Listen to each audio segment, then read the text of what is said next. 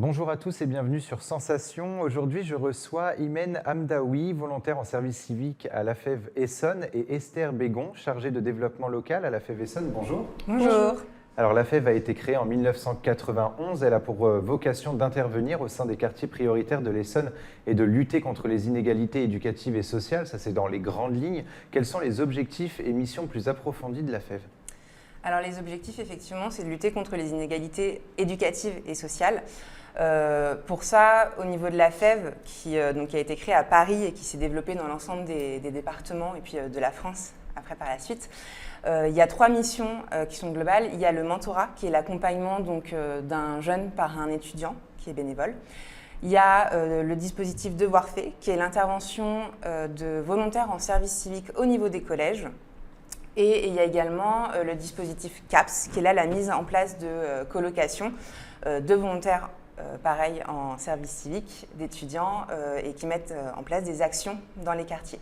Et nous, vraiment, au niveau du pôle donc de l'Essonne, on a donc le mentorat et le dispositif Devoir fait. Et on y reviendra dans quelques instants. La FEV intervient dans les écoles primaires et les collèges afin de venir en aide aux élèves en difficulté. Comment a été possible justement cette mise en place de l'aide dans les établissements scolaires ? Dans le cadre de partenariats en fait, avec les mairies, donc avec les collectivités.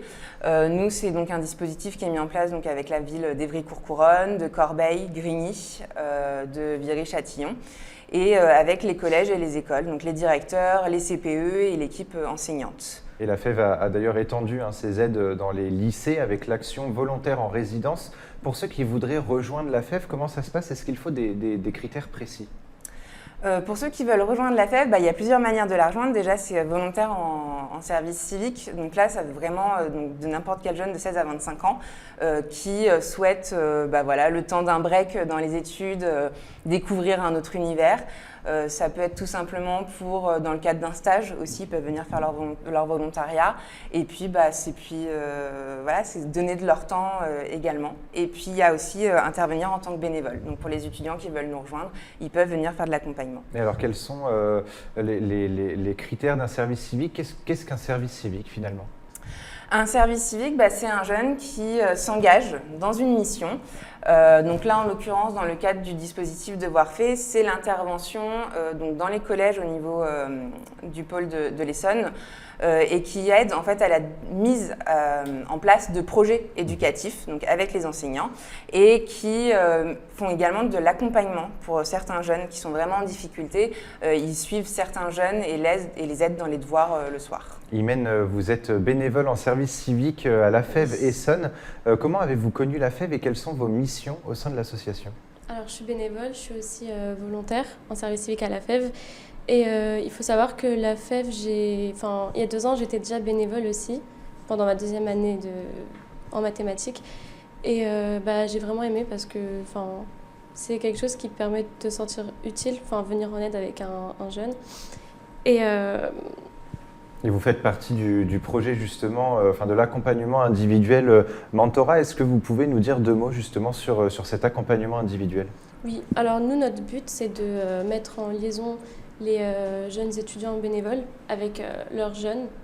Et notre but aussi, c'est d'effectuer un suivi régulier pour savoir si tout se passe bien au sein de l'accompagnement. Voilà, faire un suivi avec nos partenaires qui nous orientent les jeunes. Et qu'est-ce qui a poussé la FEV à mettre justement ce dispositif en place ?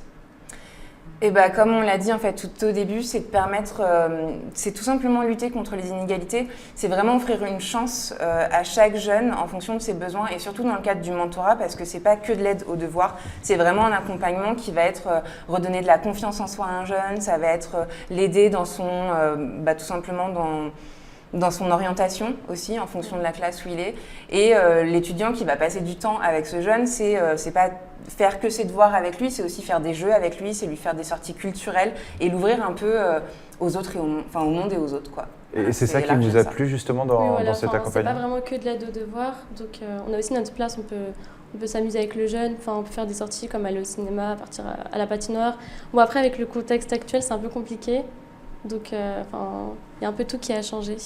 Alors justement, en 2020, avec la crise sanitaire, est-ce que la FEV a réussi quand même à poursuivre ses actions ou est-ce qu'il y a eu un frein finalement ?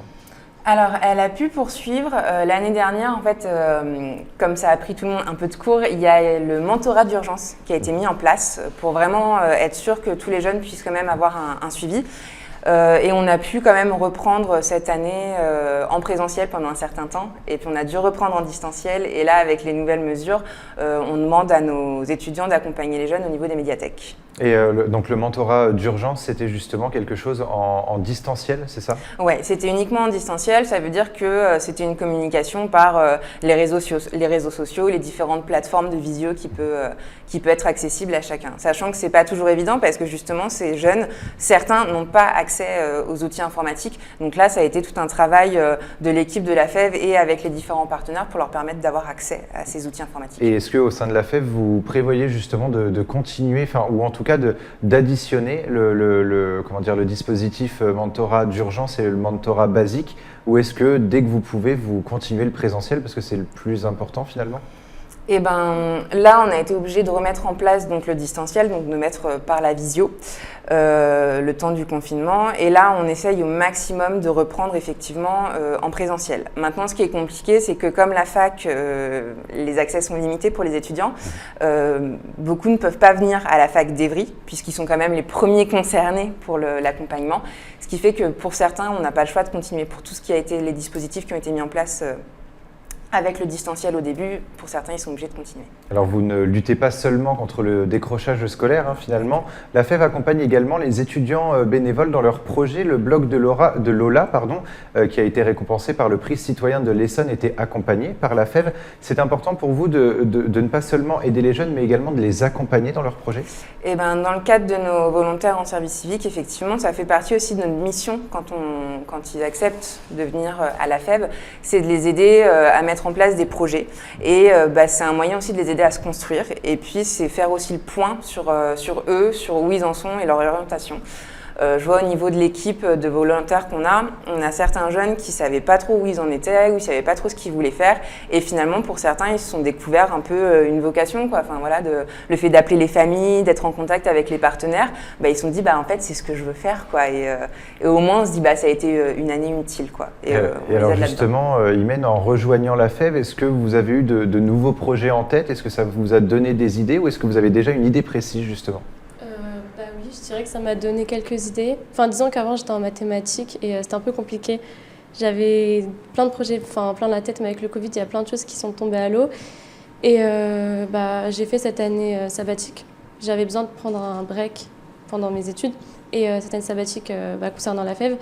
Et j'ai super aimé le côté social, le fait d'interagir avec les étudiants, les familles, les enfants, moi j'aime beaucoup. Alors on le voit, vous êtes sur différents fronts. La FEV lutte contre les inégalités éducatives, on le dit depuis le début de cette émission, mais aussi contre les inégalités sociales. Qu'avez-vous mis en place justement pour lutter contre cette forme d'inégalité? Dans l'accompagnement, ça se passe surtout au niveau des découvertes culturelles.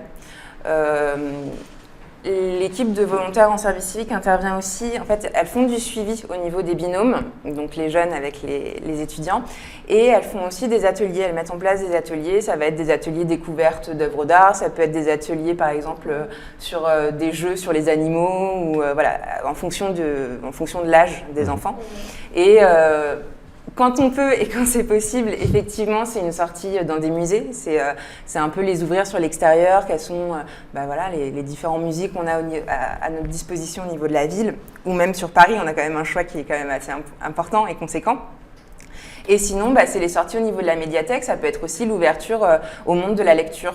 Voilà, c'est souvent un frein, la lecture. Les enfants, surtout aujourd'hui, je ne sais pas pourquoi, mais la lecture, on dirait que c'est pas ouvert à tout le monde, alors que si, c'est possible pour tout le monde. Et justement, l'intervention en médiathèque leur permet de se partager des œuvres et de faire découvrir en fait des univers totalement différents. Et en septembre, est-ce que vous avez pu reprendre justement vos accompagnements avec la réouverture des établissements scolaires, ou est-ce que déjà avant la rentrée scolaire, vous avez pu reprendre vos activités? Alors il y a eu des suivis qui ont continué pendant les vacances scolaires, avant la rentrée, avec les différents partenaires, entre autres les PRE, les programmes de réussite éducative, qui suivent des jeunes sur toute l'année, tout le temps. Et dans le cadre, effectivement, après en septembre, avec les collèges, il y a eu le dispositif Devoirs faits qui a repris en présentiel et qui continue puisque les collèges sont toujours ouverts et les écoles. Et dans le cadre du mentorat, on avait pu reprendre à domicile au début.